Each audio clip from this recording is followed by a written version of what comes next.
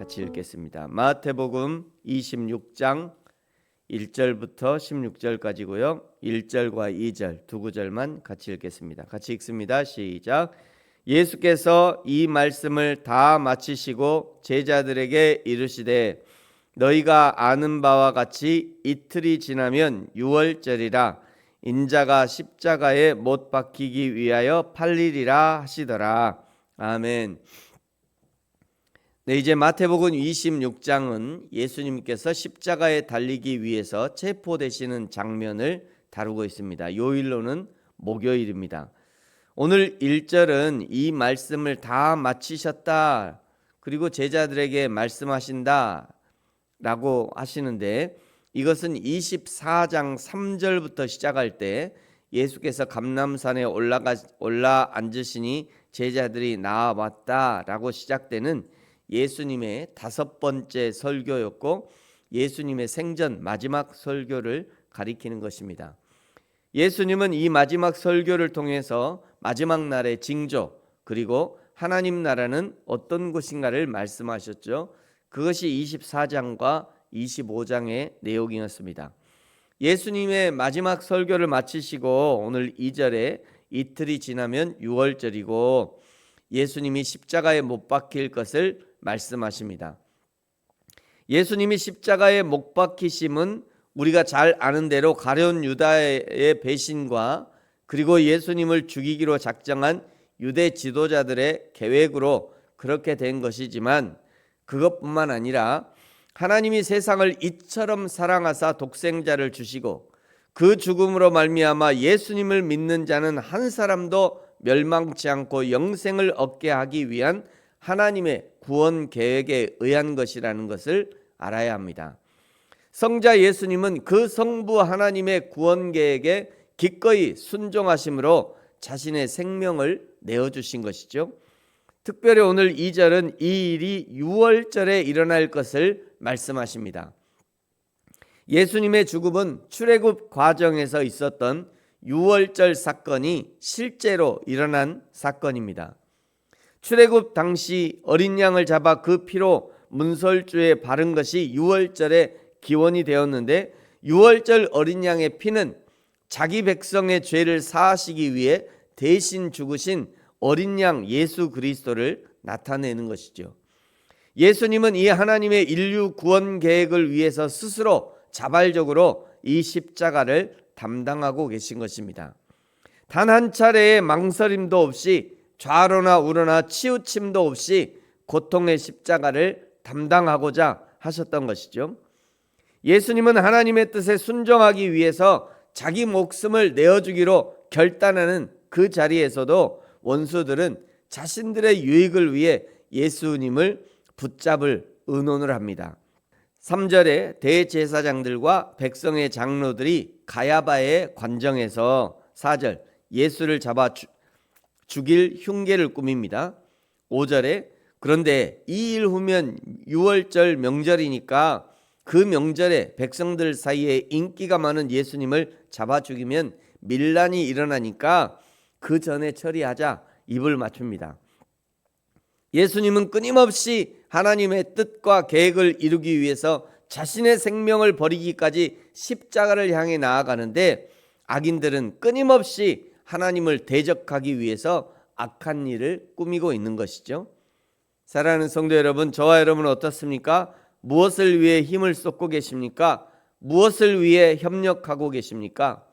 저와 여러분이 하나님의 뜻과 계획을 이루는 일에 믿음으로 협력하고 힘을 쏟게 되기를 축복합니다.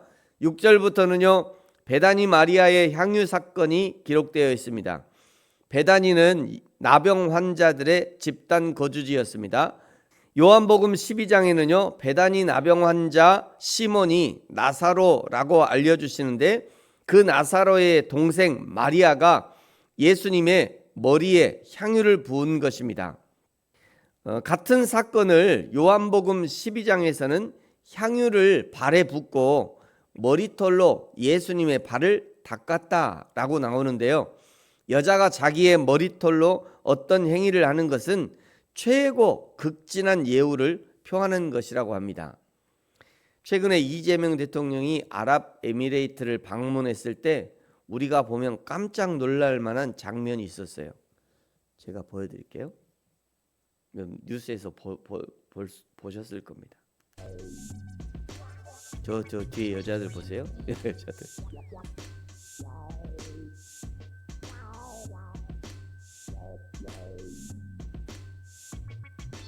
깜짝이야. 소복을 입고 이게 검은 머리를 이렇게. 저게 이제 인류 무형 문화유산이고요. 저렇게 여자들이 하얀 옷을 입고 이렇게 머리를 흔드는 거는 최고의 예우래요. 최고의 손님을 저하는 최고의 예우. 마리아가 자기의 머리를 풀어서 예수님의 발을 닦은 것은 마리아가 할 수 있는 최고의 예우로 예수님을 맞이한 것이라고도 할 수 있습니다. 그러니까 그때 이제 그 중동의 문화가 그런 문화였던 거예요. 여자들이 머리를 풀어서 자기가 어떤 자기에게 오신 그 손님을 최고로 예우하는 거, 그게 이제 저렇게 발전된 거죠. 여자들은 이렇게 막 머리를 흔드는 거. 그리고 예수님은요, 이 마리아의 향유 사건을 10절에 보시면 이것은 좋은 일이다라고 평가하시고요. 12절에 이 향유 사건은 예수님의 장례를 위한 것이고, 13절에 이 향유의 사건은 온 천하에 복음이 전파되는 곳에 이 여자가 한 일도 말하여지고 기억되리라 말씀하셨습니다. 그래서 우리도 지금도 우리가 이 마리아의 향유 사건을 읽고 있는 거죠. 우리뿐만이 아니라 이 성경이 전달된 모든 곳에서 이 이야기를 지금도 하고 있는 것입니다. 예수님이 이 향유 사건을 오늘 우리에게 들려주시는 이유는 무엇인가? 옛날 옛적에 이런 여자가 있었다는 것을 알려주시는 것만이 아니라 지금 예수 그리스도를 믿는 너희도 이 여자가 행한 것을 본받으라는 거죠. 마리아는 예수님의 장례를 예비했다면 이제는 예수님의 다시 오심을 준비해야 합니다. 그것을 위해서 부지런히 교회를 섬기고 사랑을 실천하고 전도하고 선교하는 것이죠. 2000년 전 베다니 마리아가 향유옥값을 깨뜨렸다면 오늘 우리는 예수님을 위해 무엇을 깨뜨릴 수 있겠습니까? 우리가 가지고 있는 가장 소중한 것을 드려 다시 오실 재림의 그리스도를 준비하는 저와 여러분이 되어지기를 축복합니다. 14절부터는 예수님의 제자 중 유다가 예수님을 배반하여 은 30의 대적들에게 그의 스승인 예수님을 팔아넘기기로 하고 16절에 계속 기회를 엿봅니다. 이 유다의 배반과 예수님의 잡히심은 겟세마네 기도의 그 현장에서 이루어지게 됩니다. 사랑하는 성도 여러분, 저와 여러분은 어떤 기회를 찾고 또 기다리고 계십니까? 하나님 앞에 쓰임받을 기회를 찾고 기다리고 계십니까? 아니면 하나님의 나라와 교회를 무너뜨릴 기회를 찾고 기다리고 계십니까?